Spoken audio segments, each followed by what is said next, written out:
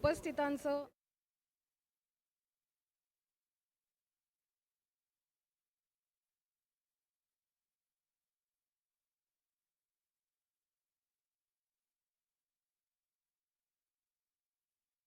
करतोय. एक नवं पर्व आणि त्याचं पहिलं सत्र हे आहे आणि युनिव्हर्सिटीचा ऐतिहासिक वारसा असलेलं हे सभागृह, तिथे सरन्यायाधीश माननीय धनंजय चंद्रचूड यांच्यासारख्यांचं मार्गदर्शन आपल्याला पहिल्या सत्रात मिळणार आहे. हा सगळा योग आज जुळून आलाय आणि त्यासाठी सगळे तुम्ही उपस्थित आहात. हा सगळा उपक्रम आम्हाला पूर्णत्वास नेण्यासाठी सहकार्य करणारे सारस्वत बँक, हा कार्यक्रम सारस्वत बँक प्रस्तुत होतोय. याचे फूड पार्टनर आहेत मॅकडोनल्ड्स, नॉलेज पार्टनर आहेत मुंबई विद्यापीठ आणि फिटनेस पार्टनर आहेत ग्रो फिटर. मी माननीय सरन्यायाधीशांचं स्वागत करण्यासाठी सारस्वत बँकेचे गौतम ठाकूर यांना विनंती करते की त्यांनी व्यासपीठावर यावं.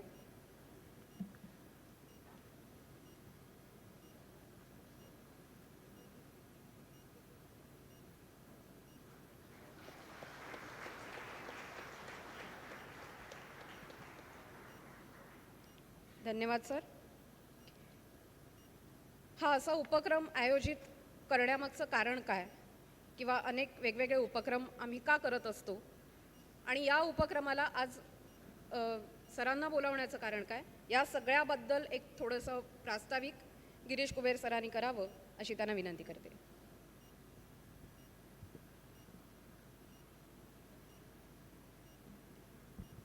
नमस्कार. आपल्या सगळ्यांचं स्वागत.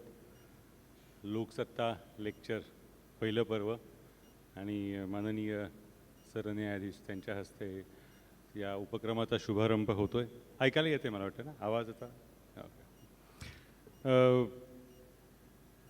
आज 26 ऑक्टोबर, बरोबर 30 दिवसांनी 26 नोव्हेंबरला घटनेला 75 वर्ष पूर्ण होतील.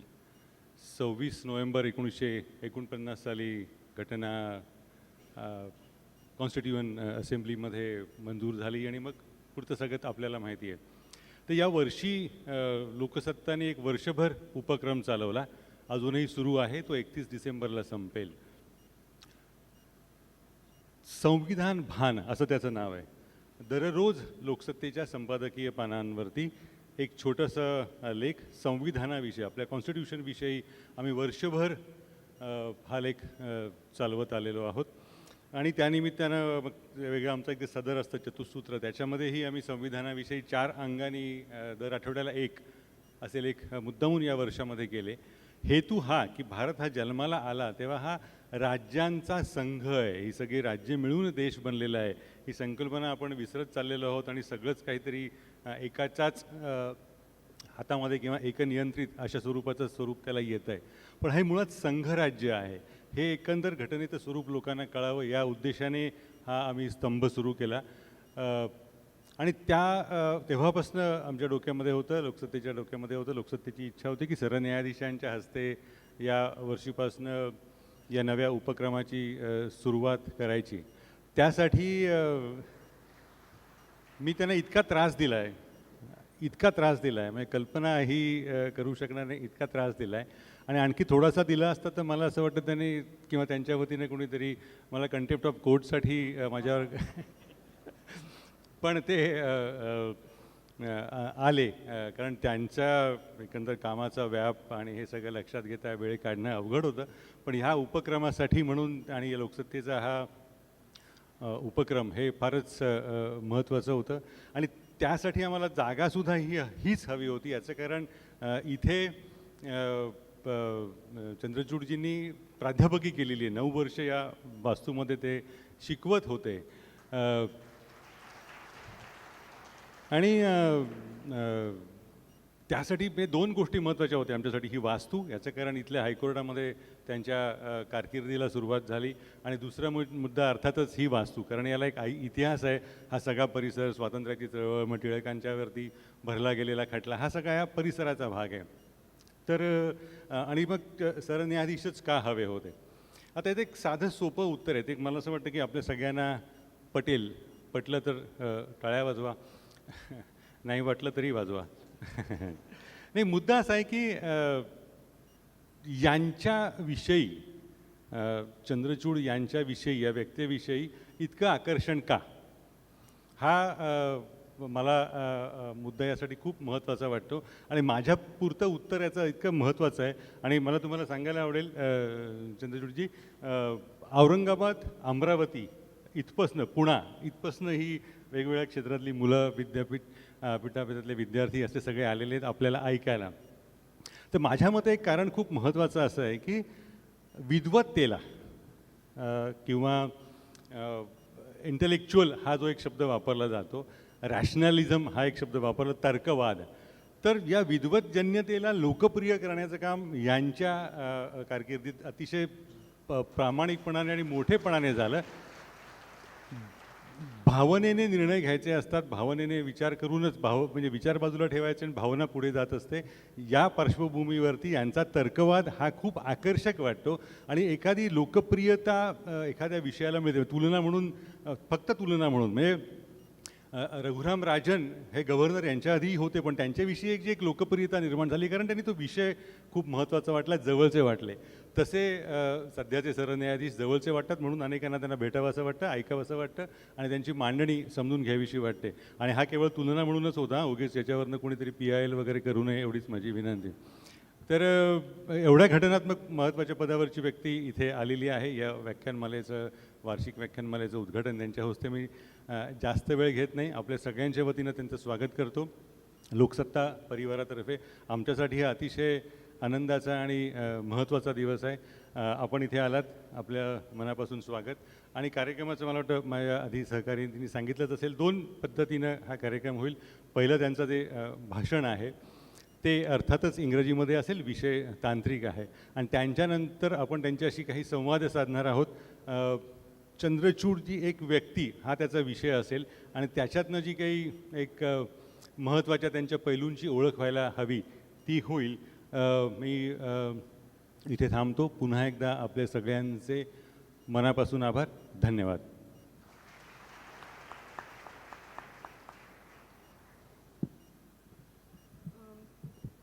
सरांनी कार्यक्रमाचं स्वरूप स्पष्ट केलेलंच आहे, आपण थेट कार्यक्रमाकडेच वळूया.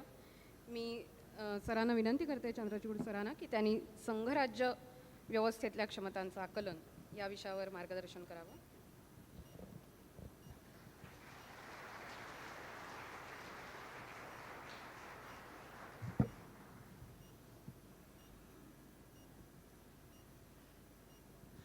A very warm good evening to everyone present here. I wish to express at the outset my sincere gratitude to Mr. Girish Kuber, the editor of the Loksatta, and to the entire team for having me deliver the inaugural Loksatta Lecture this year on understanding federalism and its potential. I deeply respect the work which the Loksatta has been doing in terms of responsible journalism. Looking at these icons, I almost felt like clicking on the Loksatta icon to open the morning newspaper and read the editorial, because I'm a very ardent fan of all that the editor of the Loksatta writes.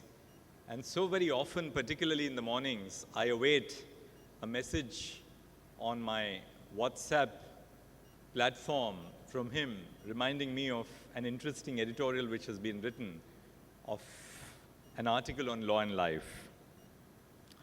Well, I was delighted when I was asked to speak on federalism. Very often, federalism is assumed to be too legal a theme, conversations around which should be confined to lawyers and law people. But I'm delighted that Loksatta is demystifying this myth by allowing me to speak on federalism. The Constitution is not simply a document that belongs to the realm of law. There must be a steady flow of conversations about the Constitution and the principles underlying the Constitution. In my perception, everyone who has given to themselves the Constitution, as we do, because we the people have given us the Constitution, is impacted by every single choice that the Constitution makes. As a citizen and as a democratic participant, these constitutional conventions and conversations contribute towards creating a robust doctrine of law. One such constitutional choice which our framers made was the choice of a political division of power, federalism. It is essentially understood as a system of the division of power in an organization such as a government, where political power is divided between a central authority and various constituent units in the country. Federalism gained popularity as a system that was conducive to the facially competing values of uniformity and decentralization. These were the key competing values: uniformity on the one hand and decentralization on the other. The concept of federalism then achieved what various scholars have called some degree of political integration based on a combination of self-rule and shared rule. I think the concept of self-rule and shared rule is of particular significance when we speak in the portals of Mumbai University, where I taught for 9 years.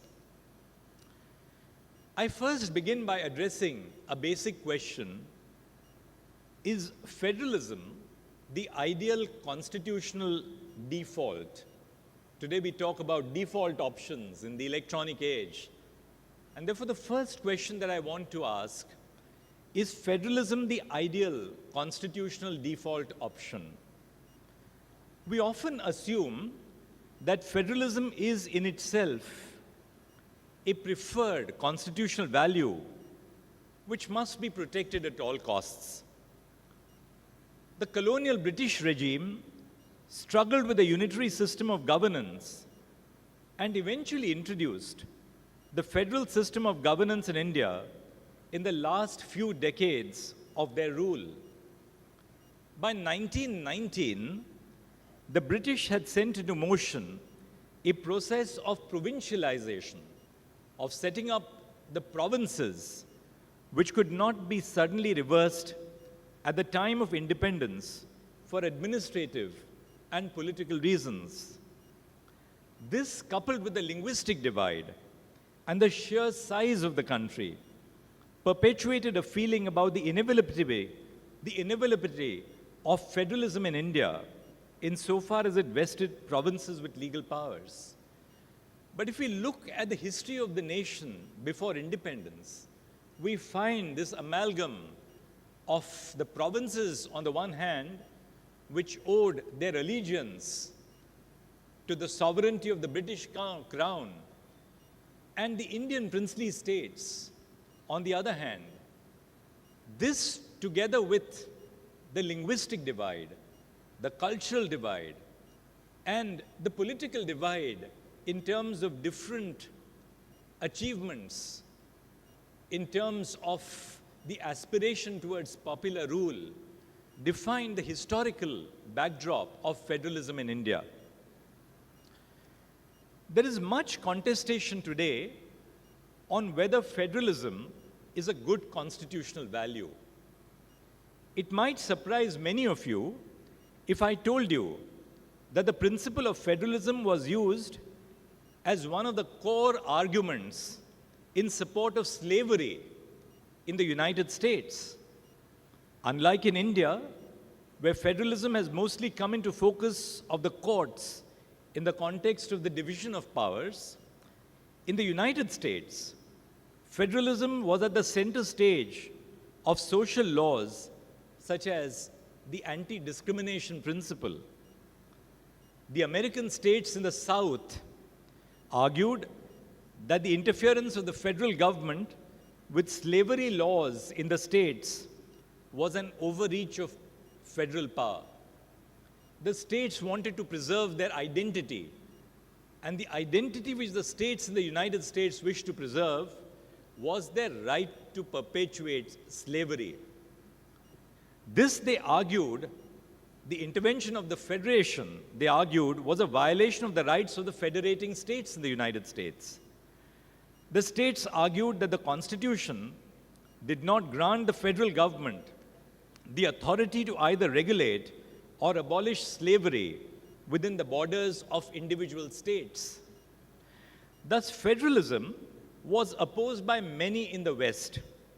It was viewed as a principle that condoned discriminatory practices in federating units, which the central authority must powerlessly withstand. On the other hand, in the Indian context, critical engagement with the idea of federalism has been sparse. We almost unquestionably accept federalism as a good or desirable value in our political system. That is because the Indian Constitution has a very strong social conception of equality and liberty. Thus, conferring independent legislative and executive power to the states was never viewed as an avenue of enabling or permitting socially undesirable outcomes. So it's important for us to realize the distinct concept of federalism in India. When the Constitution was adopted as a socially transformative document, it gave to ourselves a constitution where fundamental human rights would be recognized. And therefore, federalism was never regarded as a mask for allowing the states to continue with discriminatory practices, as for instance in the United States. It is for that reason that federalism in India has a by and large political rather than a social connotation. There are two contexts in which federalism may be considered desirable by nation states. The first is to protect heterogeneous identity, and the second, to promote the efficient governance of the nation. Identity federalism, which we see all over the country today, particularly in the southern states, is where culturally, linguistically, and religiously distinct communities opt for a federal setup to preserve the commonality of their identities and their distinctiveness. That is what I call identity federalism. Efficiency federalism, on the other hand, is primarily meant to improve democratic representation, even when there is no cultural heterogeneity. The Indian model of federalism is premised on both of the above goals: the protection of identities as well as democratic decision-making.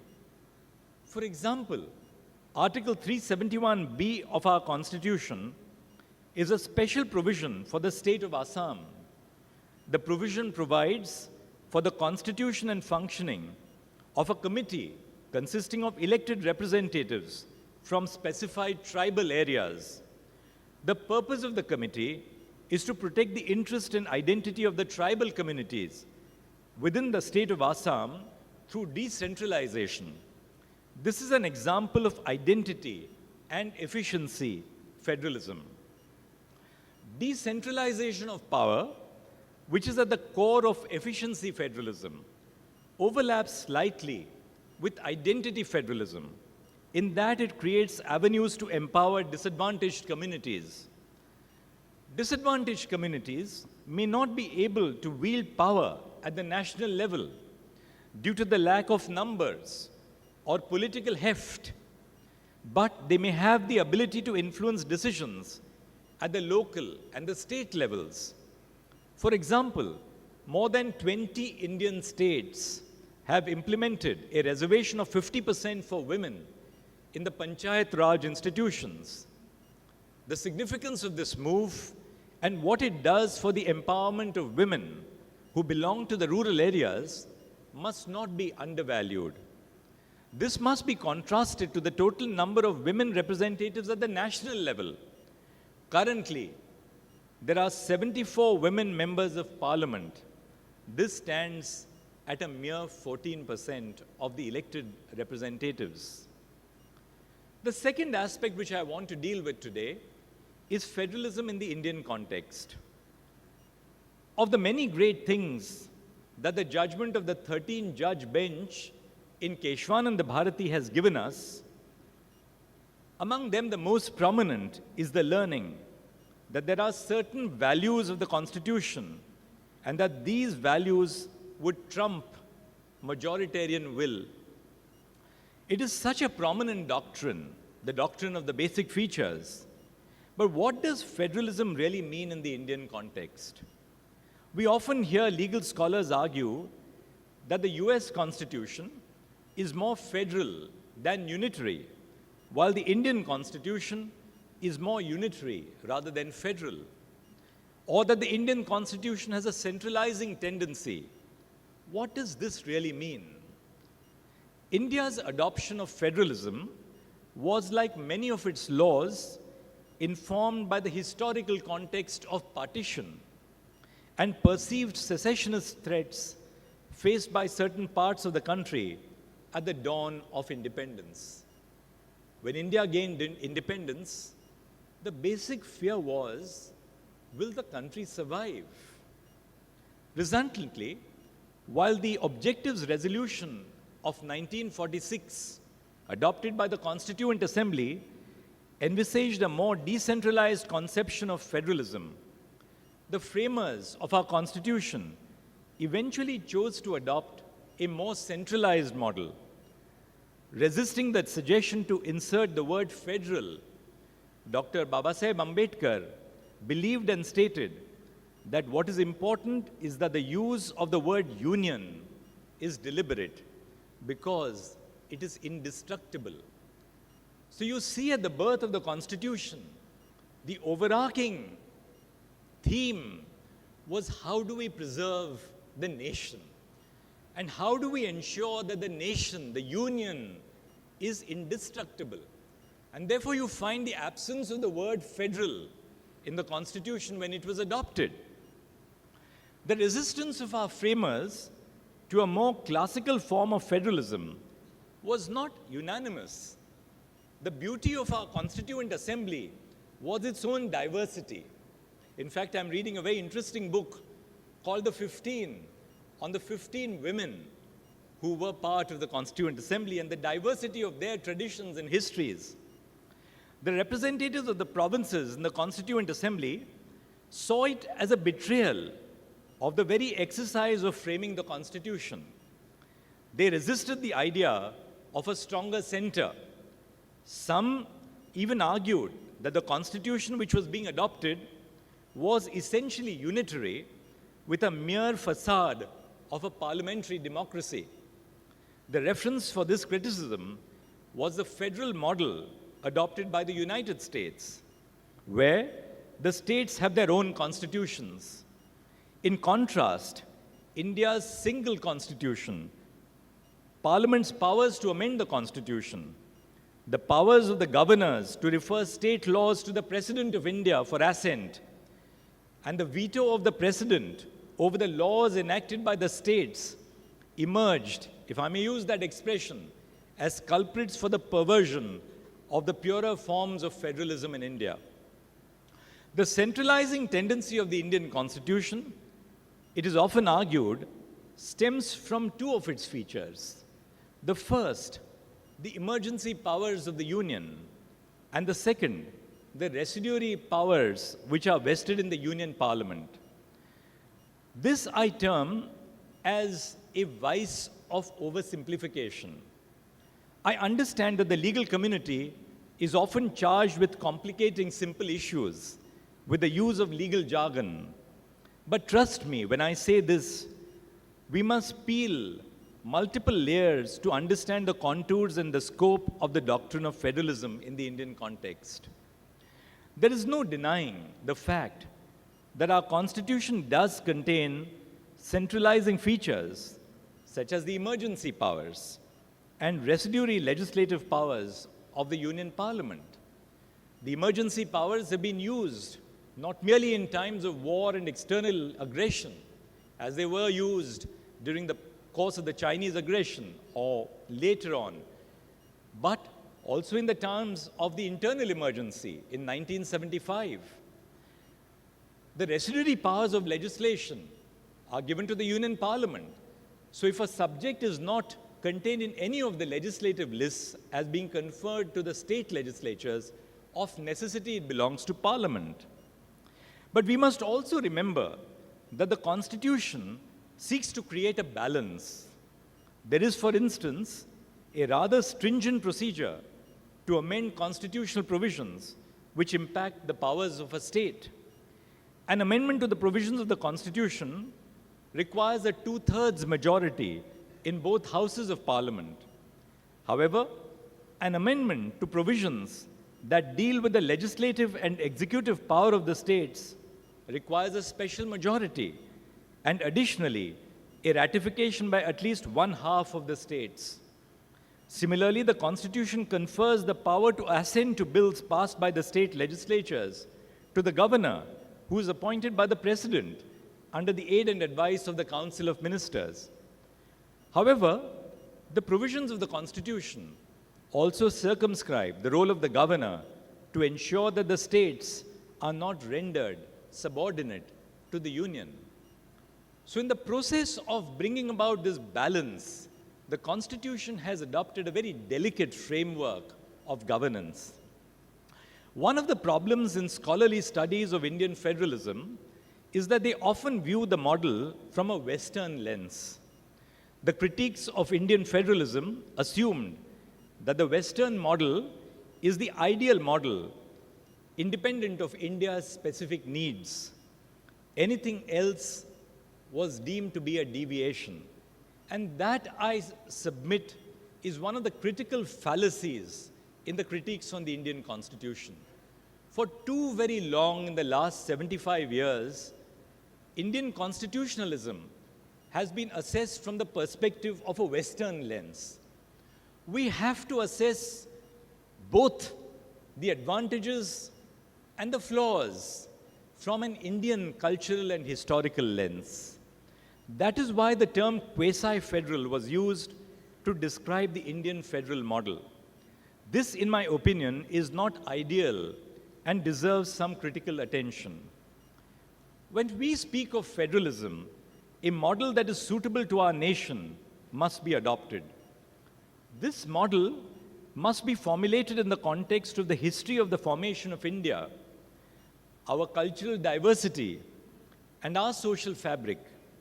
An understanding of Indian federalism must also be formulated based on the power structuring arrangements in the constitution between the Union and the states and among different states. Federalism for us is not a monolithic concept. It has multiple facets, and those facets have innumerable conceptions. Let us, for example, discuss the meaning of the expression cooperative federalism. In 1977, the Indian Supreme Court for the first time described the model of federalism in India as predominantly cooperative. Cooperative federalism is a system of governance where the state and the central governments work together to iron out the differences that arise in the governance to achieve the common goal of development. This is certainly a very ideal route to adopt. However, how evenly balanced would this collaboration be? What do you mean by collaboration between the center and the states? In a judgment which I authored in 2022, the Union of India versus Mohit Minerals, in the context of the goods and services tax, I argued that it is not necessary that cooperation between the states and the union is the only way to uphold federal principles.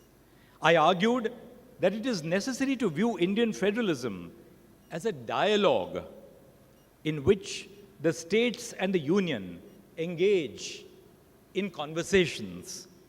Just like the conversations that we engage in on an everyday basis, It could either be easygoing or it could cause friction between the units.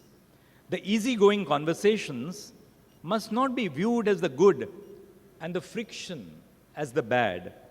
The dialogues between the union and the states must be placed on two ends of the spectrum. Collaborative discussions that cooperative federalism fosters are at the end of one spectrum, and interstitial contestations between the union and the states are at the other end of the spectrum. Both forms of dialogue between the center or the union and the states are equally important for federalism in our nation to flourish. And what better example than the goods and services tax? As we know, post-1990, when the Indian economy underwent market reforms, the reforms of liberalization, the economy has come to occupy the center stage of political discourse. The amendment in the Constitution to reflect and embody the goods and services tax is, to my mind, a classical example of collaborative or cooperative federalism, and this interstitial competition between the union and the states. Another crucial and unique point to note about the form of federalism in India is what we have termed as asymmetrical federalism. This expression, namely asymmetrical federalism, must be understood at two levels. First, the independence of our states and the union in their respective spheres. And the second, the unique and asymmetrical relationship that each state shares with the Union of India. In a nation as diverse and plural as ours, it is impossible to put all the states in one box and treat them alike with respect to the Union. The constitutional integration of various states to form the nation of India, if anything, indicates the unique considerations for the integration of each state. And that truly was the genius of Sardar Vallabhbhai Patel and the leaders of that era. Because while they integrated India into one composite political entity, they were deeply conscious of the fact that all the states were different. Even the states in British India were not necessarily similar. Likewise, the states in the provinces were not similar. So while they wielded the entirety of this pre-independence motley of states and provinces into one political unit, our founding parents were deeply conscious of the cultural, political, and historical diversity in India. A short history of the constitutional integration of states will help me illustrate this doctrine better. Our constitution was to have a separate part on the constitution of states, which was to provide provisions relating to the states. A separate schedule was to be attached to the constitution, which would provide specified variations of the provisions applying to the states for each of the states. While the constitution as it stands today does not provide for such a schedule, the asymmetric treatment of different states was retained in different ways. The Constitution creates federal units of three categories: states, the union territories with a legislature, and union territories without a legislature. Even within these three categories, the Constitution treats certain states differently. For example, Article 371J of the Constitution provides special provisions for the state of Karnataka, and you will find similar provisions in the Constitution for the northeastern states.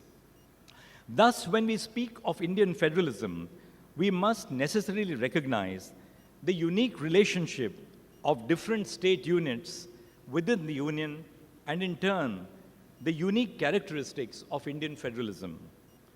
Now, what has been, in the next part of my presentation, I ask myself this question: what has been the role of the Supreme Court in shaping federalism in India? Constitutional courts shape the federal system through interpretations of the distribution of powers and other manifestations of federalism.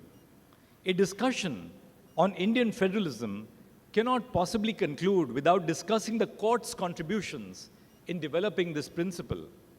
the court has been at the forefront of this development, bringing out the nuances of the doctrine to protect the interests of the federating units in terms of identity and efficiency. To my mind, the Indian constitutional jurisprudence on federalism must be divided into two chronological or historical eras, the centripetal era and the centrifugal era. I term the era before the judgment of the Supreme Court in S.R. Bommai versus Union of India as the centripetal era.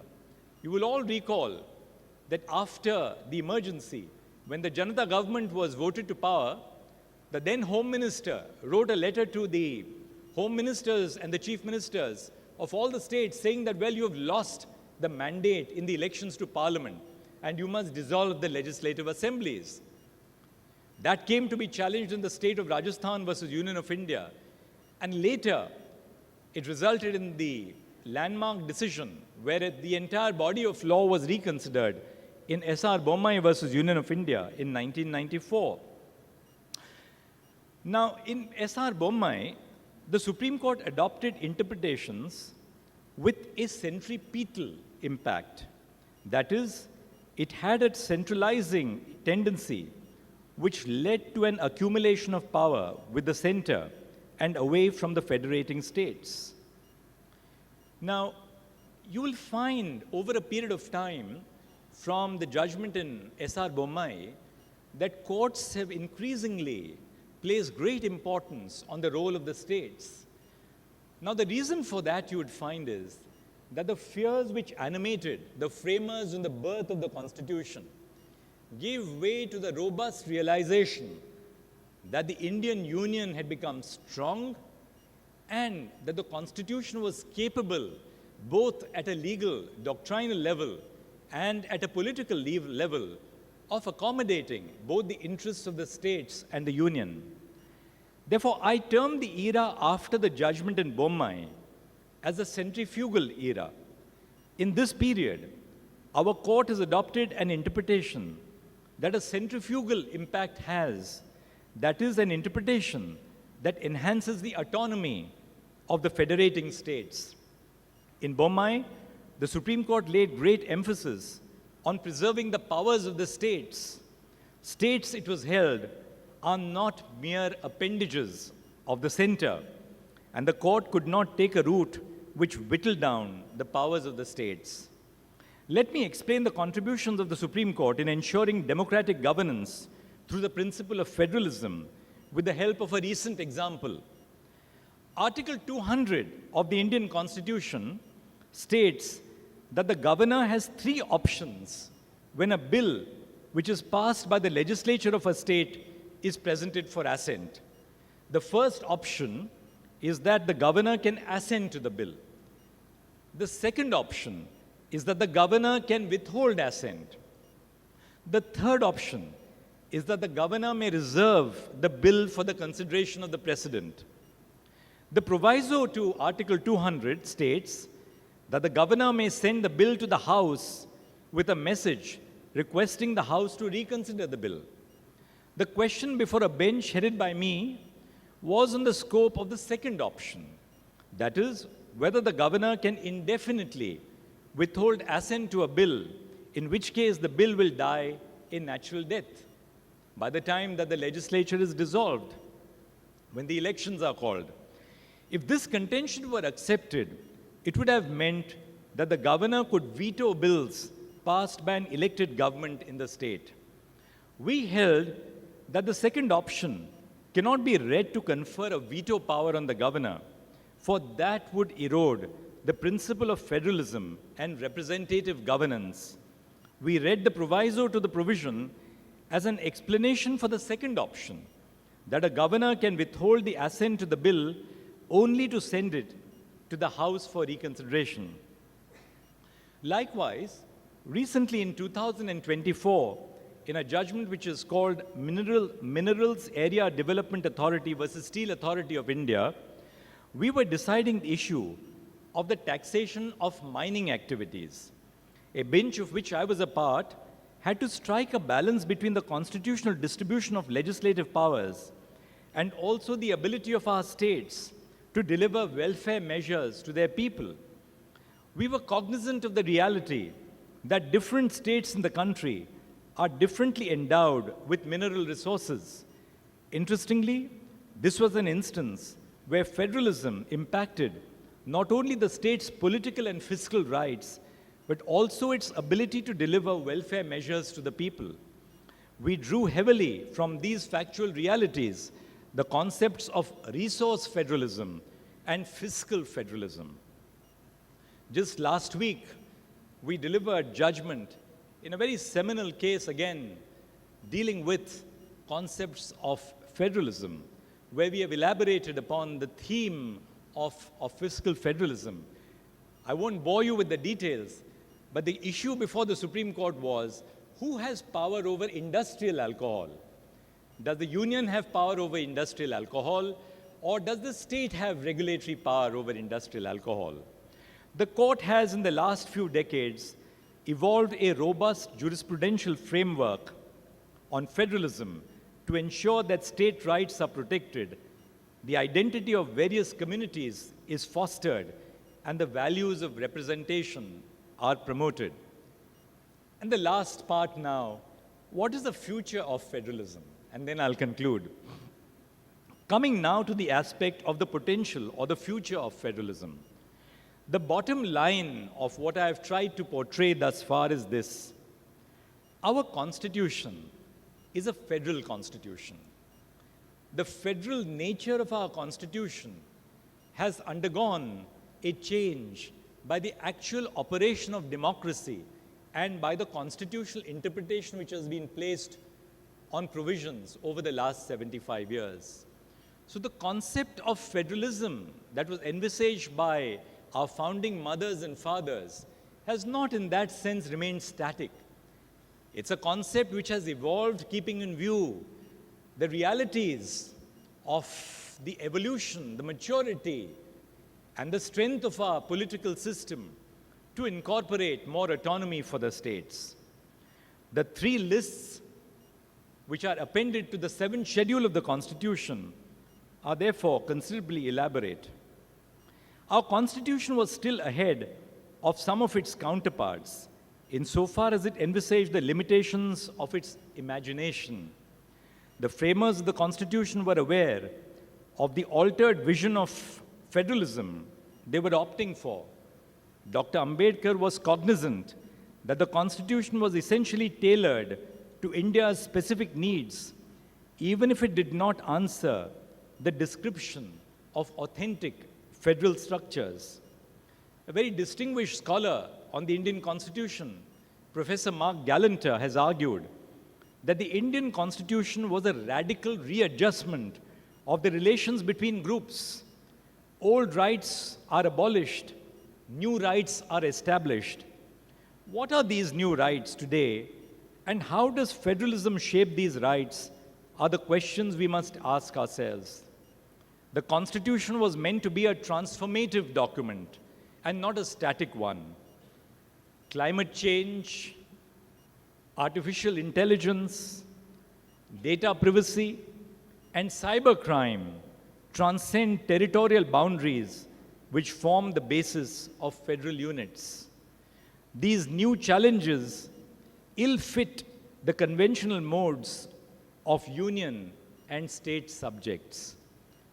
Climate change is not just a concern for one of our coastal states. Every state in the nation bears the responsibility to answer the problems of climate change. We must remember the spatial impacts of these overarching problems. Some Indian states are much more severely impacted by the perils of climate change, while some may be more prone to cyber attacks due to the greater volume of value of virtual transactions. The unique nature of our polity has ensured that the predominant strength of the Union is counterbalanced by the plenary power of our states. For instance, climate governance matters are fairly distributed within the state and concurrent lists of the 7th schedule to the Constitution and frequently overlap. Several climate bodies have emerged in various states, including here in Maharashtra, to channel the efforts of the center as well as the states towards shared goals of maximizing our efforts against climate change. If federalism in the years gone by was about adjusting to the political realities of the country in terms of legislative powers, in the years to come, federalism should also be evaluated based on its ability to foster democracy and constitutional ideals of equality, liberty, dignity, and fraternity. The states and the union are both creatures of the Constitution. They must act in synergy and cooperation in finding meaningful solutions to modern day problems. Our ability to address these challenges, in my view, is the litmus test for our model of federalism and the framers' faith in it. I hope and wish that we eventually find these solutions in cooperation and mutual allegiance to our common constitutional goals. Thank you very much.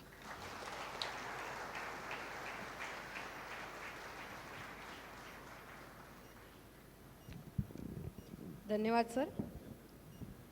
आपण पुढच्या सत्राकडे वळूया. एक आत्ता एकूण व्यवस्था, न्यायव्यवस्था, राज्यव्यवस्था याच्यावरचं विवेचन ऐकल्यानंतर एवढं अभ्यासपूर्ण विवेचन करणाऱ्या माणसाचं वैयक्तिक आयुष्य कसं असेल, ते काय करत असतील याबद्दलची उत्सुकता सगळ्यांना असेल. त्याबद्दल आपण पुढच्या सत्राकडे वळूया. चंद्रचूड सरांशी संवाद साधणार आहेत लोकसत्ताचे संपादक गिरीश कुबेर. मी पुढची सूत्र कुबेर सरांकडे सोपवते.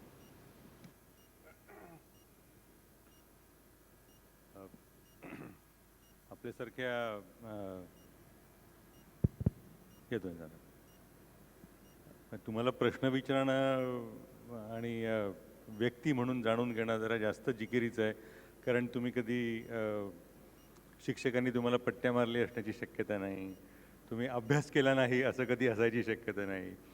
सरन्यायाधीशांचा मुलगा म्हणून तुमचं बालपण, त्याच्याविषयी आम्हाला ऐकायला आवडेल. तुमची सांस्कृतिक मुळं कुठे रुजली, कशी रुजली, आणि या सगळ्या वातावरणाचा तुमच्यावरती कसा परिणाम झाला याच्याविषयी ऐकायला आवडेल. याचं कारण असं की आधी आपण बोललात तर मी पुढचं कारण सांगेन. मला असं वाटतं की ते आधी आपण याचे उत्तर दिलं, कारण मी नारळीकरांना एकदा गप्पा मारताना तो विषय असा निघाला होता की नारळीकर शास्त्रज्ञ, त्यांचे वडील शास्त्रज्ञ, त्यांच्या पत्नी त्या विज्ञानाशी संबंधित, मामा शास्त्रज्ञ, तर त्यांच्या मुलावर परिणाम होतो का असं त्यांना विचारलं गेलं होतं. तेव्हा उत्तर दिलेलं खूप छान होतं.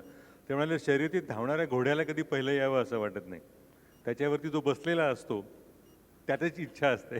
तर आपल्या मुलाने सरन्यायाधीश व्हावं अशी आपल्या वडिलांची इच्छा होती का?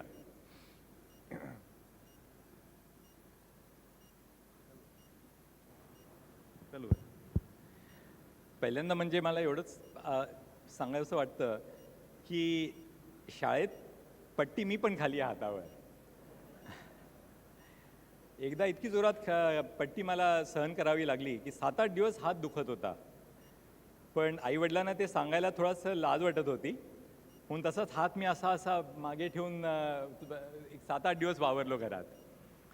आता खरं सांगायचं म्हणजे की आईवडिलांचा खरंच काहीच दबाव नव्हता. आईवडिलांनी मला एकच सांगितलं की त्यांची एकच अपेक्षा होती की ज्ञानाची उपासना कर. आईने मला लहानपणी पण सांगितलं की तुझं नाव धनंजय ठेवलं आहे, हे जे धन आहे हे म्हणजे पैशाचं धन नाही. सो नाव का मी ठेवलं की ज्ञानाची उपासना कर आणि ज्ञानाला महत्त्व दे. पण आईवडिलांनी तसं कधीच माझ्यावर कधी कुठलाही दबाव आणला नाही की तू वकिलीच केली पाहिजे किंवा ह्याच मार्गाला तू लागला पाहिजे. त्यांनी एक स्वतःच्या जीवनाचं आदर्श आमच्या मुलांच्या समोर ठेवलं. मला लहानपणी तबला वाजवायची फार आवड होती. मी पेटी वाजवायचा, यमन, बिंपलास, बाकी पुष्कळशे राग पण शिकलो होतो. मला वाटतं गाणं पण शिकलो होतो मी. पण तबला इतका चांगला वाजवायला लागलो होतो की एक दिवशी मी घरात असं बघितलं की तो माझा तबला कुठेतरी गायब झाला. तर मी आपलं सगळीकडे बघत होतो घरात की तबला कुठे गेला आपला. तर तो तबला कुठेतरी लपवून ठेवला होता वडिलांनी.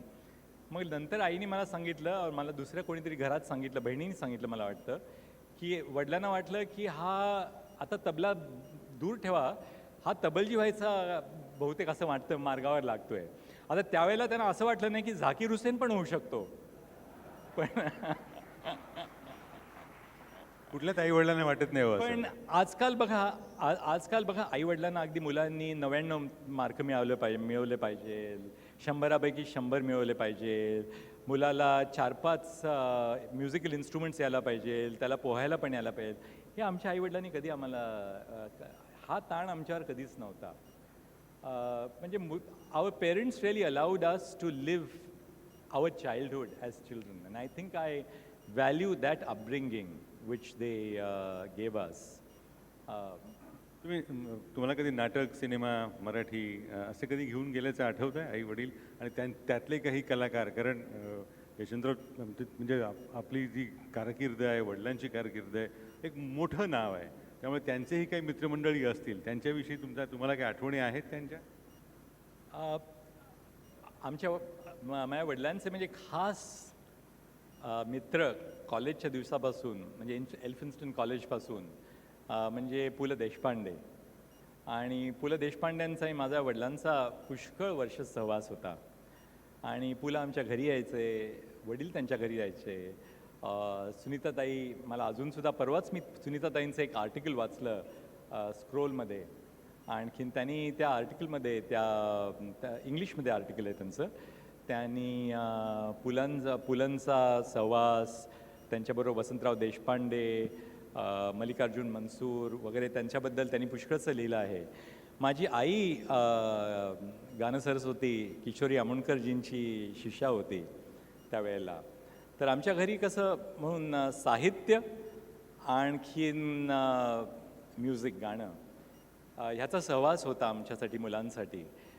किशोरीताई दर आठवड्यात एकदा तरी आमच्या घरी संध्याकाळी रियाज करायला यायच्या. आणि मला अजून आठवतं की संध्याकाळची वेळ असली तर त्या यमन गायच्या. तर आम्ही आपलं पडद्याच्या मागे, मी लहान मुलगा, मी आणि माझी बहीण त्या पडद्याच्या मागे बसून त्यांचं गाणं ऐकायचं, त्यांचं रियाज आम्ही ऐकायचं. त्या माझ्या वडिलांना बंधुराज म्हणायच्या.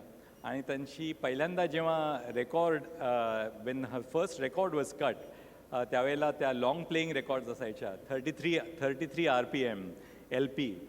तर त्याचं जे जॅकेट होतं, त्यांनी येऊन माझ्या वडिलांना सांगितलं, बंधुराज ह्याचं जॅकेट तुम्ही लिहा. आणखीन दर शनिवारी मी माझ्या आईबरोबर, मी लहान होतो, 3री-4थीत होतो, 2री-3रीत होतो, आम्ही आपल्या BST बसनी आमच्या घरापासून आम्ही त्यांच्या घरी जायचं. कुठे राहायचं तुम्ही? त्या फॉर्जेट स्ट्रीटला राहायच्या. आता म्हणजे ते साईबाबांचं मंदिर आहे बघा तिथे फॉर्जेट स्ट्रीटला, त्याच्या बरोबर शेजारी त्या राहायच्या. आपण कुठे राहायचं त्यावेळेला? आम्ही त्यावेळेला, माझे वडील जज झाले होते, आम्ही सरकारी निवासात राहायचं लँडसेंड हाऊसमध्ये मलबार हिलला. तर आई आणि मी दर शनिवारी त्यांच्याकडे जायचं तिथे. आणखीन साधारण 9 पासून ते 1-1:30 वाजेपर्यंत त्या आपलं रियाज करायच्या. त्यांच्या शिष्या होत्या. आणि माडिक भिडे, अश्विनीताईंची आई, अरुण द्रविड, कितीतरी त्यांच्या शिष्या होत्या आणि शिष्य होते. तर आम्ही तिथे जाऊन त्यांचं ते ऐकत बसायचं. पण त्याच्यावर कितीतरी मनावर छान I cultivated a sense of values. मला एक छान आठवण अजून आहे की फॉर्जेट स्ट्रीटला साधारण पुष्कळशे गोवन लोक राहत असत. तर ह्यांचं घर होतं ताईंचं, मला आठवतं बहुतेक 3ऱ्या मजल्यावर असेल, त्या इतके आठवत नाही, 2ऱ्या मजल्यावर.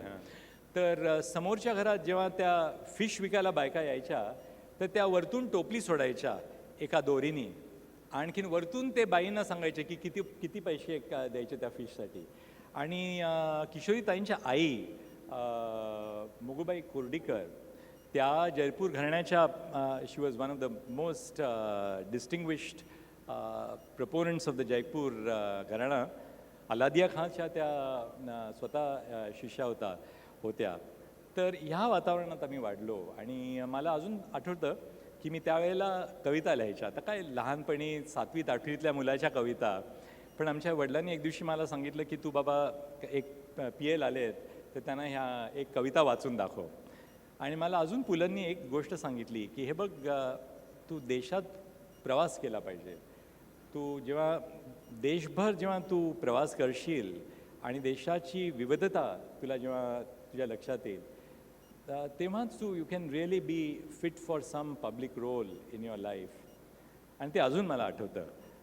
कित्येक वेळा रात्री 2-2:30पर्यंत यांच्या गप्पा व्हायच्या. मग त्याच्यामध्ये काहीतरी एक थोडंसं गायन व्हायचं, कुठे वाऱ्यावरची वरात होती, नाहीतर त्यांचे काही नाट्यामधलं थोडंसं ते काहीतरी म्हणून दाखवायचे.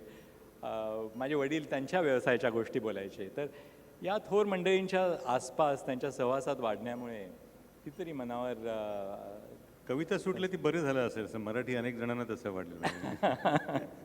एका कवीला महाराष्ट्र मुकला असं म्हणण्याची ऐवजी एक सरन्यायाधीश पुढचा महाराष्ट्राला गवसला. पण या कालखंडामध्ये वडिलांचं जेव्हा नंतर ते सरन्यायाधीश पदापर्यंत गेले, तुम्हाला वाटतं का की त्यांच्या वेळेला सरन्यायाधीश असणं हे जास्त सोपं होतं?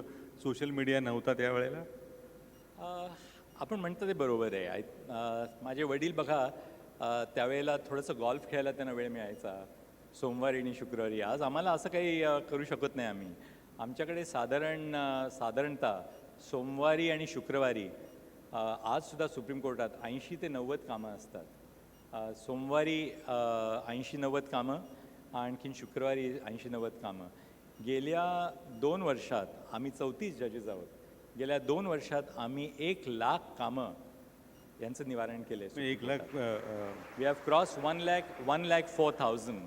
The Supreme Court has disposed of over 1,04,000 cases in the last 2 years. आता सोशल मीडियाचं तुम्ही म्हटलं, सोशल मीडियामुळे काय झालं बघा, त्याचा obviously there are advantages. I mean पूर्वी कसं असायचं की आता समजा हे आपलं कोर्टरूम आहे. आता इथे आपण सगळी मंडळी बसलो आहोत. कोर्टात जे बोललं आहे, वकिलांनी जे म्हटलं आहे ते ह्याच मंडळींना कळायचं. तिथे एक 5-6 न्यूजपेपरशी जर्नलिस्ट बसायचे. ते जे लिहितील तेवढंच लोकांना समजायचं देशात आणखीन विदेशात. आता त्या जर्नलिस्टला ते वाटलं की हे रिपोर्ट करण्यासारखं नाही आहे, तर लोकांना ते कळायचं पण नाही. आज असं झालं आहे की आम्ही थोडंसं खोकलो तरी त्यांना लगेच लक्षात येतं की ह्याला आज बरं नाही बरं का, आज जरा खोकला झाला आहे. पण the impact of that is that पुष्कळ आज जो कोर्टात आपण जे बोलतो, इथे आमचे जजेस बसले आहेत मुंबई उच्च न्यायालयाचे, जस्टिस गिरीश कुलकर्णी आहे, जस्टिस राजेश पाटील आहे, जस्टिस सोमशेखर सुंदरेशन आहेत. आमचा अनुभव असा आहे बघा की कोर्टात आम्ही जेव्हा काही बोलतो ना, तो निर्णय नसतो. साधारण न्यायाधीश 2 प्रकारचे असतात. एक प्रकारचा न्यायाधीश जो असतो की जो वकील जो आपला संवाद करतो, आर्ग्युमेंट करतो, ते चुकीचं काय आहे हे त्याला समजावून सांगायचं. दुसऱ्या तऱ्हेचे न्यायाधीश काय असतात, वकील जे म्हणतोय ते तुम्ही त्याची सीमा काय आहे, त्याचा जो संवाद आहे, त्याचा आर्ग्युमेंट आहे, त्याची सीमा काय आहे, what is the limit of the argument of the lawyer. आता the idea in this conversation is to test the limits of the argument. Social मीडियामध्ये काय झालं आहे की जो सिटिझन जर्नलिस्ट असतो, आता आम्ही बघतो कोर्टात लोक एक मोबाईल फोन घेऊन ते कॉन्स्टंटली ते टाईप करत असतात. They are furiously typing in the court to have live reporting of what we say in the court. आता त्याच्यामुळे काय होतं की जो सामान्य माणूस ते सोशल मीडियाचं वाचतो त्याला वाटतं की हा निर्णय येणार आहे. आता त्याच्यामुळे प्रत्येक जजवर मानसिक दबाव होणारच आहे, कारण आम्ही जे बोलतो तो निर्णय नसतो. त्याचा तर्क काय आहे, त्याची सीमा काय आहे, त्याच्यानंतर तुम्ही विचार करता. तर सोशल मीडियाच्यामुळे the whole universe of judging has I believe undergone a change because of the presence of social media. जजेस have to be very careful about what they say, the appropriate use of language. आणि मला वाटतं आपल्या जजेसना पण train करायची जरूर आहे. Because आम्ही जेव्हा कायदा शिकलो, आम्ही जेव्हा वकिली केली तेव्हा काही सोशल मीडिया नव्हतंच आता. But I still feel that the advent of the social media is something good for our society. त्याच्यात आपल्या देशासाठी, आपल्या समाजासाठी पुष्कळ चांगल्या गोष्टी झाल्या आहेत. कारण ॲज ए से sunlight is the best disinfectant. आणि आम्ही आमच्या कोर्टाच्या आजकाल सुप्रीम कोर्टाच्या सगळी हिअरिंग्स लाईव्ह स्ट्रीम करतो आहे. म्हणजे लोकांना समजलं पाहिजे की कोर्टात काय चालू असतं. लोक म्हणतात तुम्ही सुट्ट्या घेता, त्यांना समजलं पाहिजे की अहो सुट्ट्या नाही घेत जजेस. ते प्रत्येक मिनिट जज आपल्या छोटे छोटे कामं असतात. कोणाचं पेन्शनचं काम असतं, कोणाच्या टर्मिनेशनचं काम असतं, मोठी कामं पण चालतात कोर्टात. पण किती बारकाईने प्रत्येक जज त्या कामाकडे लक्ष देऊन बघत असतो. So I do believe that technology and the advent of the social media has, despite its flip sides, a huge amount of good and benefit of enabling us to reach out to all the citizens of the country. तुम्ही आता जेव्हा म्हणालात की जजेसना सुद्धा, न्यायाधीशांना सुद्धा शिकवायला हवं, प्रशिक्षणाची गरज आहे, अशा इथून कुठून तरी टाळ्या वाजत होत्या, वाजता वाजता थांबल्या. काय हरकत नाही वाजायला, घाबरायचं काही कारण नाही. त्याचा मुद्दा असा की मागे एकदा विषय निघाला होता आणि माध्यमांमधनं अशी चर्चा नेहमी होती की तुम्हाला खूप सुट्ट्या असतात म्हणजे न्यायव्यवस्थेला, आणि अमेरिकेची न्यायव्यवस्था बघा किती गतिमान आहे, इंग्लंडची बघा किती एफिशियंट आहे. त्या अर्थाने जर बघितलं तर भारताची सर्वोच्च न्यायालयाचीच व्यवस्था मी खालती येतच नाही आहे, आणि तिथली सर्वोच्च न्यायालयाची व्यवस्था याची एकंदर सांगड कशी घालता येईल, त्याविषयी तुम्हाला तुमचं स्पष्टीकरण काय आहे की आपल्याकडे जो काही दिरंगाईचा मुद्दा असतो किंवा एकंदर आपला आकार मोठा असल्यामुळे जे काही मुद्दे असतात, ती तुमच्यासमोरचा कामाचा आकार केवढा आणि अमेरिकेच्या सरन्यायाधीशासमोरचा कामाचा आकार केवढा हे साधारण माहिती नाही आहे, हे सांगू शकाल का? आता साधं उदाहरण देतो आपल्याला. साधारणतः अमेरिकन सुप्रीम कोर्ट एका वर्षात 180 केसेसचा निकाल लावतं. 180, 200 झाल्या तर फारच जास्त झाल्या. आम्ही 180च्या पेक्षा एका सोमवारच्या सोमवारी आम्ही निकाल लावतो सुप्रीम कोर्टात. प्रत्येक वर्षी साधारण 50 ते 55 हजार केसेस डिस्पोज ऑफ होतात सुप्रीम कोर्टात. म्हणजे त्यांच्याकडे 180 केसेस संबंध वर्षात डिस्पोज ऑफ होतात. आपल्याकडे हे 34 जजेस. आता बघा, सोमवारची गोष्ट घ्या. सोमवारी जर का प्रत्येक बेंच, आमच्याकडे 17 बेंचेस असतात सुप्रीम कोर्टात, प्रत्येक बेंच पुढे जर का 80 केसेस जर का लावल्या, आणि आम्ही साधारण 70 ते 80 केसेस असतात प्रत्येक कोर्टापुढे, तर 17 गुणिले 80 म्हणजे आपण 1000पेक्षा जास्त संख्या एका दिवशी क्रॉस करतो सुप्रीम कोर्टात. म्हणून त्यांचा जो समाज आहे, आपला समाज आहे, दे टू कम्प्लिटली डिफरंट सिस्टम्स. आपल्याकडे काय झालं बघा, जेव्हा आपल्या सुप्रीम कोर्टाची स्थापना केली बाय द फाउंडिंग फादर्स, आपलं जे मॉडेल आहे, the model of the Indian Supreme Court is an access to justice model. Likewise, the model of the high courts, for those of you in the audience who may not follow Marathi in its entirety, we have very distinguished visitors from Ireland, therefore I'll say this in English. The model which has been followed for our courts, constitutional courts, is the access to justice model. Very often I'm asked, why does the Supreme Court deal with such seemingly small cases, say bail in a case of cheating, or in a case of grievous hurt? Why does the Supreme Court of India have to deal with these small cases? And my simple answer is that the Constitution intended that this should be a people's court. हे लोकांचं court आहे, and nobody should be denied access to justice. Because we were then, when the Constitution was established, and आज सुद्धा, even today, we are predominantly a society which is not a poor society today, it's a developing economy, but where people have severe problems of a denial of access to justice. आपल्या देशाची सामाजिक परिस्थिती बघा. दलितांच्या against केवढं discrimination होतं. 1950 साली आपली जेव्हा कॉन्स्टिट्यूशन, संविधानाचं स्थापना झाली, आज सुद्धा. So that the idea of establishing constitutional courts is to provide the widest possible access to the courts.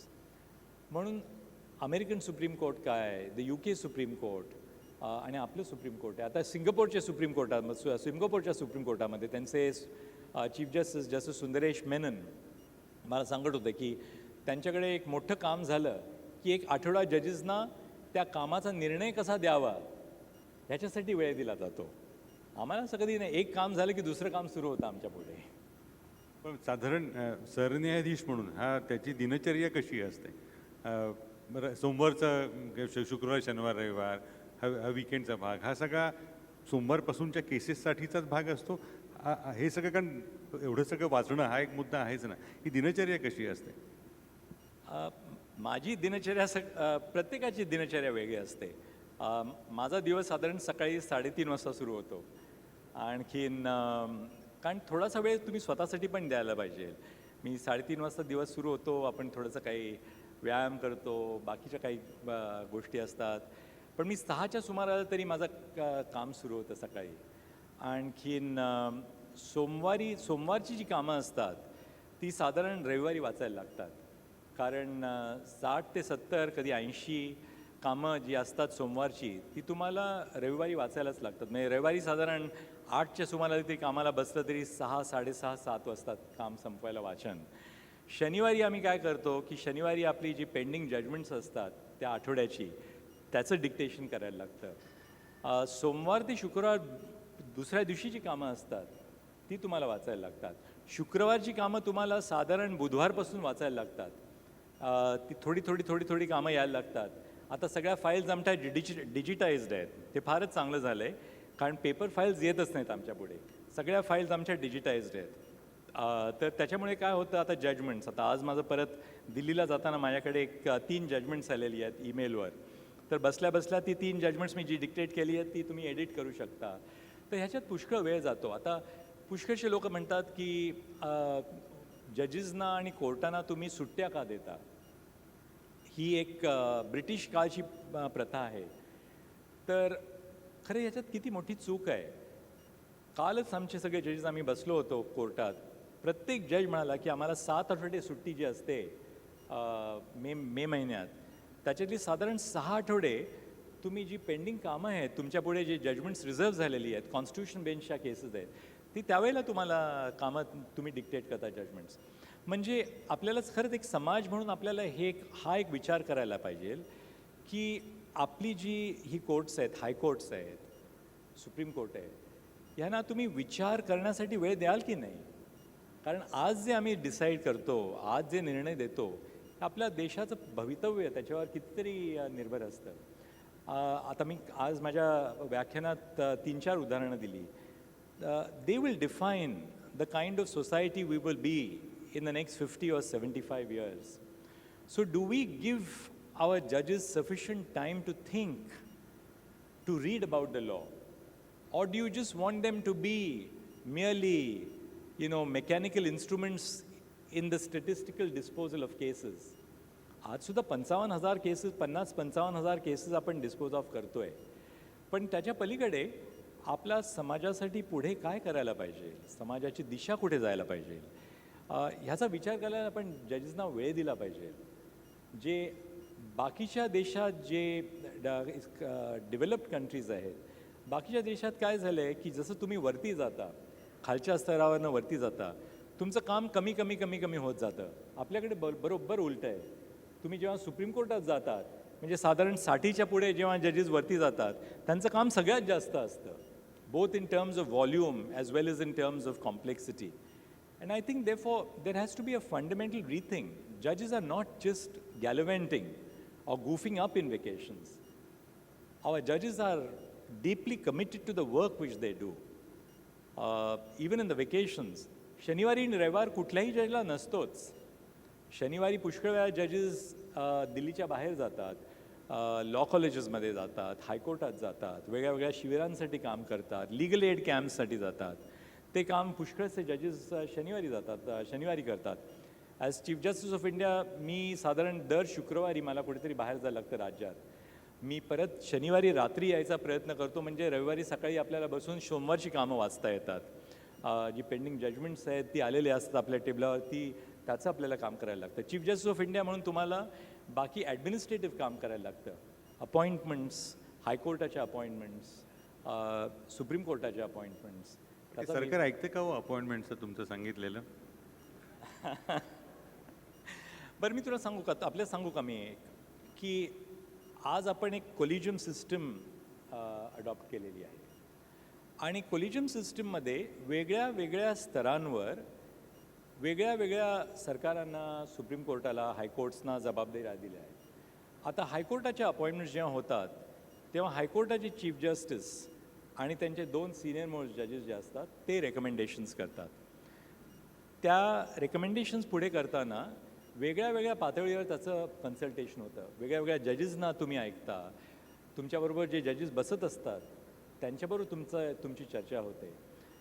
तेव्हा ते जे रेकमेंडेशन होतं त्याची एक कॉपी जाते राज्य सरकारला, म्हणजे चीफ मिनिस्टरना आणखीन गव्हर्नरला. एक कॉपी रेप्रेझेंटेशनच्या त्या रेकमेंडेशनची केंद्र सरकारकडे जाते. एक कॉपी माझ्याकडे सुप्रीम कोर्टात as chief justice of India येते. केंद्र सरकारकडे ते रेकमेंडेशन गेलं की तिथे त्याची पडताळणी होते. IB रिपोर्ट असतो की त्याचं त्या कॅन्डिडेटचं बॅकग्राऊंड कसं आहे, त्यांचे अँटिसिडन्स कसे आहेत. ते सगळी जी एकदा फाईल तयार झाली की केंद्र सरकारची जी रेकमेंडेशन्स असतात त्या फाईलवर ती आमच्याकडे येतात.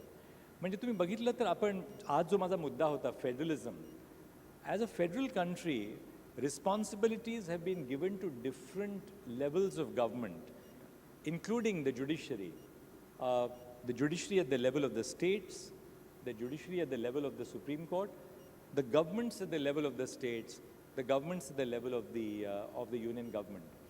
And in this process of consultative dialogue, a consensus does emerge.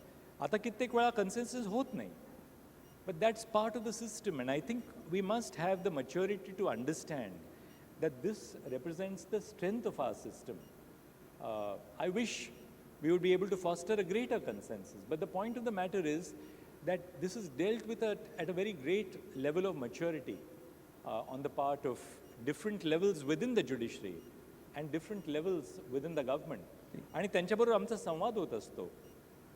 The Chief Justice of India has to be in dialogue with the law minister. If there is an issue of a particular candidate, you have to discuss with each other as to why there is an objection.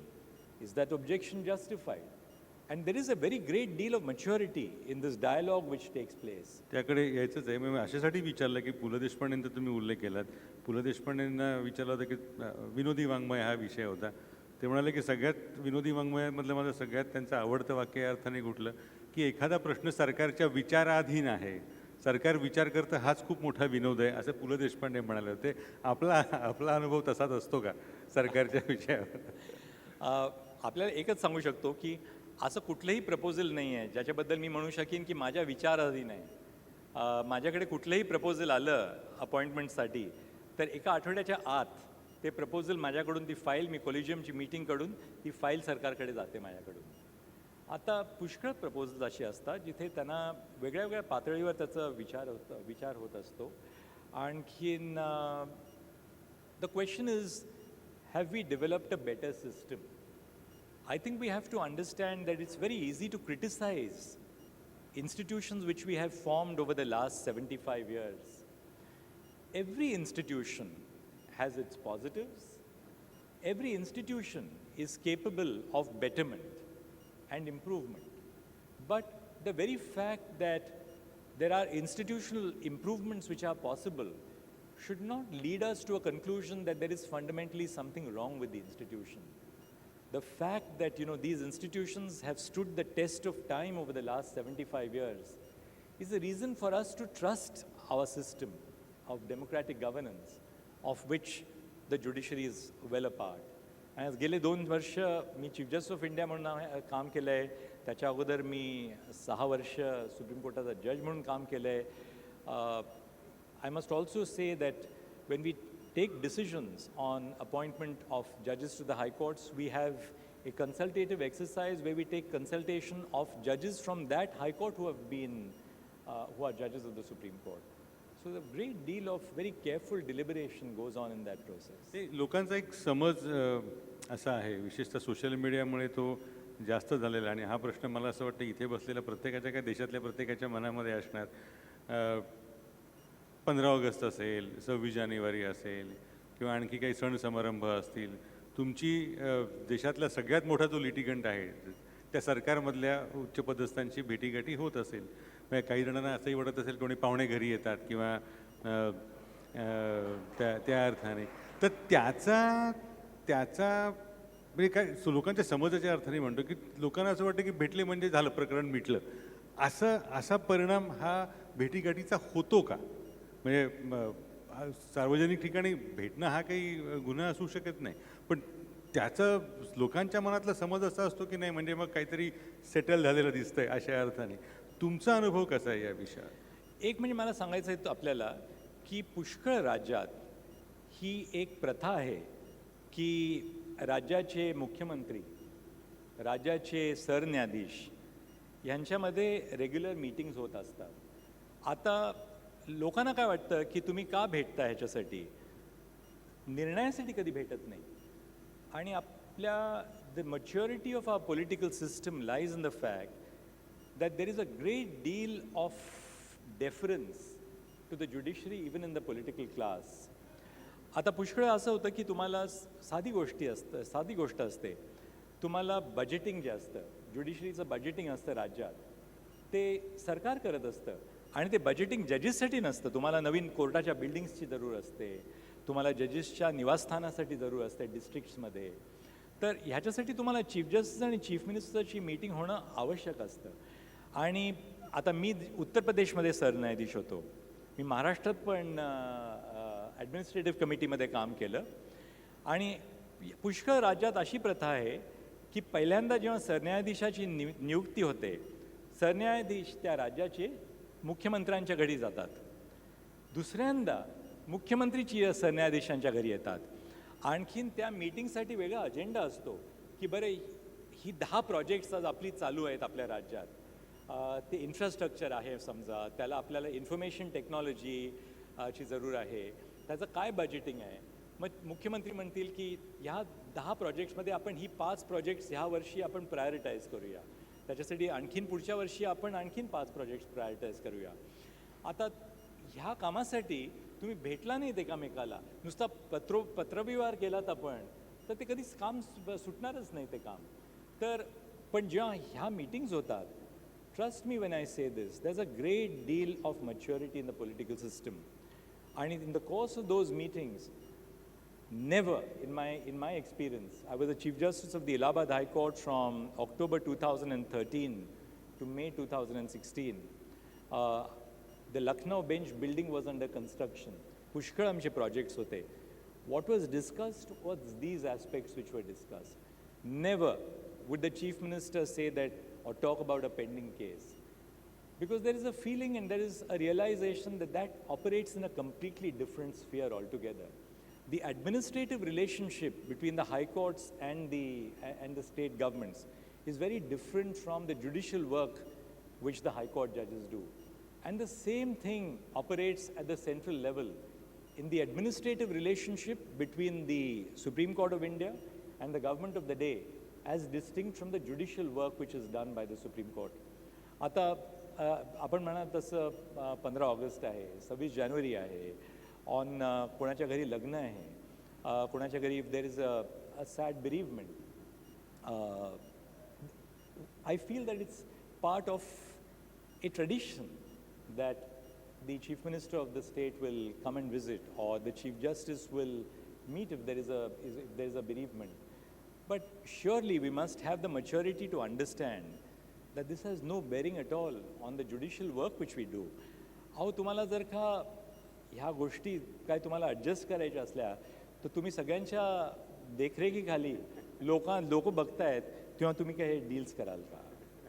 आणखीन म्हणून हे जे काय होतं, this is part of a robust dialogue between different arms of the government. We have 3 arms of the government, the legislature, the executive and the judiciary. We have to understand that the work of all the 3 arms is dedicated to one and the same goal, namely the betterment of the nation. And so long as we trust this process, I think we must accept that there has to be a continuing dialogue not in terms of the work which we do as judges, not at all. Because in the work which we do as judges, we are completely independent.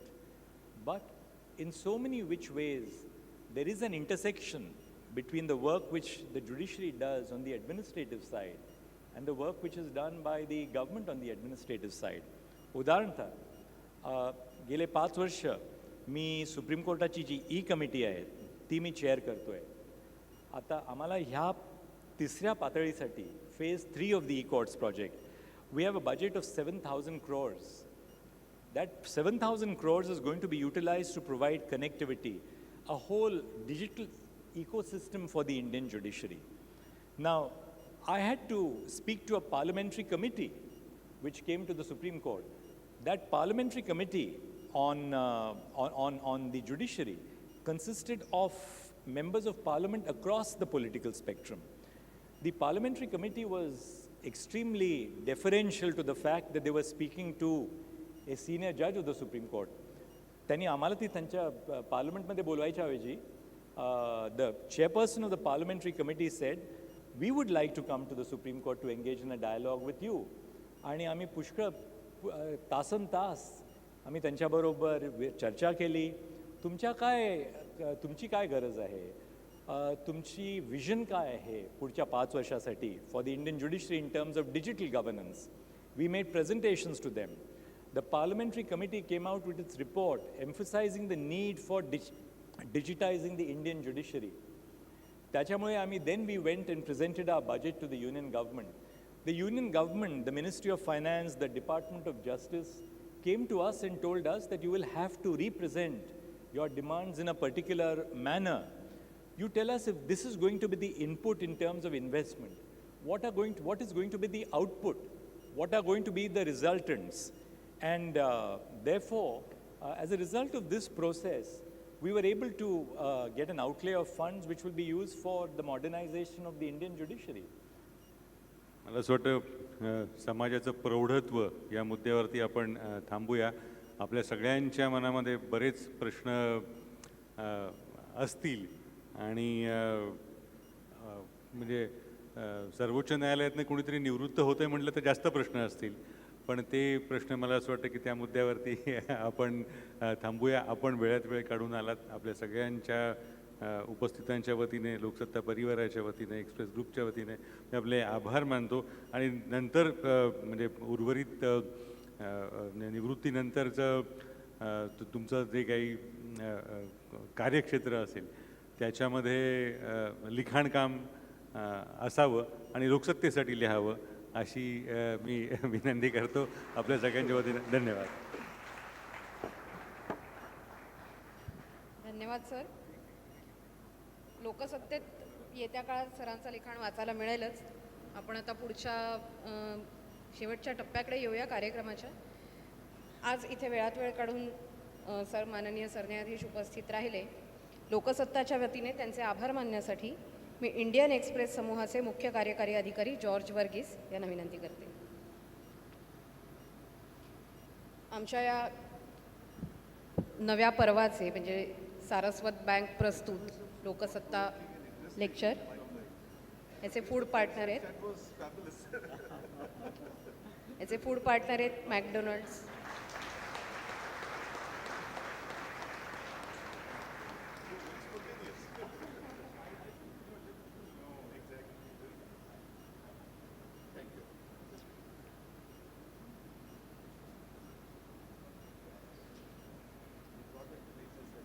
असेच आमचे fitness partner आहेत grow fitter, knowledge partner आहेत मुंबई विद्यापीठ, ज्यांच्या सभागृहात आपण आत्ता इथे आहोत. या सर्वांचेही मनापासून आभार.